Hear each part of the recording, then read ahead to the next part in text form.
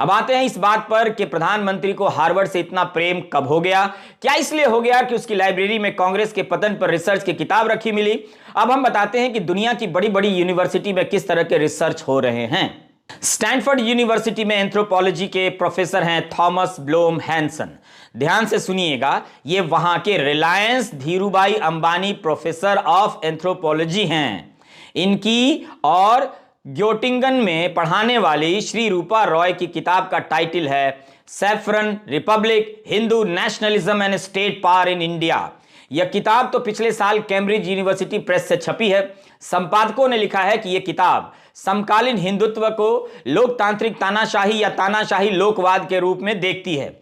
यह एक ऐसी राजनीति है जो संवैधानिक लोकतंत्र के विचारों और प्रक्रियाओं को बढ़ावा देती हुई उनका ही उल्लंघन करती है। इस किताब में दिल्ली दंगों का विवरण है। लिखा है कि भाजपा के चुने हुए नेताओं और अधिकारियों ने खुलेआम मुस्लिम विरोधी हिंसा का आह्वान किया और इनके खिलाफ बाद में पुलिस ने कार्रवाई तक नहीं की। इस किताब में यह भी लिखा है कि किस तरह से नागरिकता कानून विरोधी शांतिपूर्ण प्रदर्शन को भाजपा के छोटे नेताओं से लेकर मोदी और शाह ने परोक्ष या अपरोक्ष रूप से एंटी नेशनल करार दिया।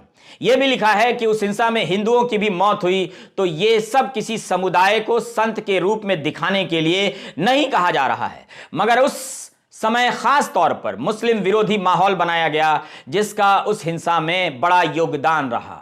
अगर इस किताब की चर्चा राहुल गांधी लोकसभा में कर देते तो बीजेपी की सांसद मांग करने लगते कि कार्यवाही से हटा दी जाए।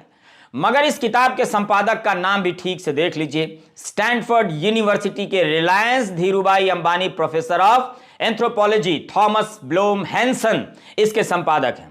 अगर कांग्रेस के पतन पर अध्ययन हुआ है तो भारत में नव हिंदुत्व के नाम पर लोकतंत्र को खत्म किए जाने के प्रयासों पर भी अध्ययन हो रहे हैं। किताबें छप चुकी हैं।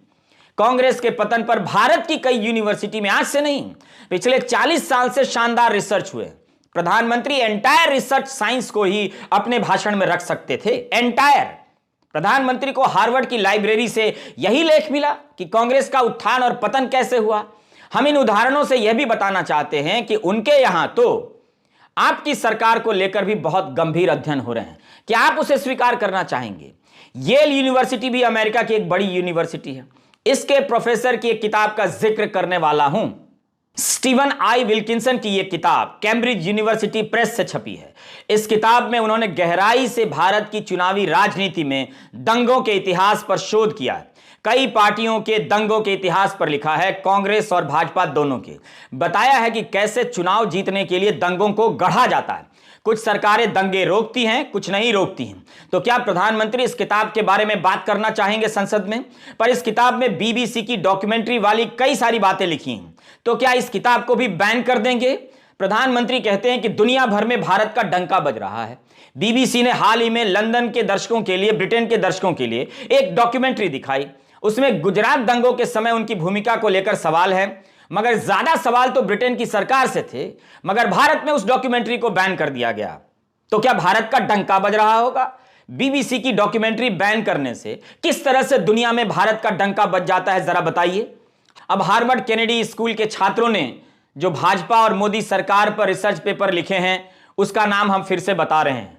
कुछ का नाम हम पहले बता चुके हैं। मई 2019 में कल्पना जैन का लेख है cow vigilantes and the rise of Hindu nationalism, और जुलाई 2016 में शानूर सिरवाई का लेख जिसके बारे में हमने शुरू में ही बताया, the rising tide of intolerance in Narendra Modi's India.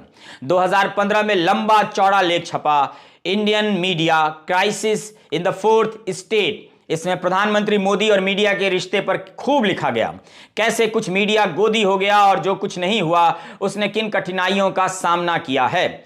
इसी तरह negotiating democracy and religious pluralism India, Pakistan and Turkey, जो ऑक्सफोर्ड यूनिवर्सिटी प्रेस से छपी है।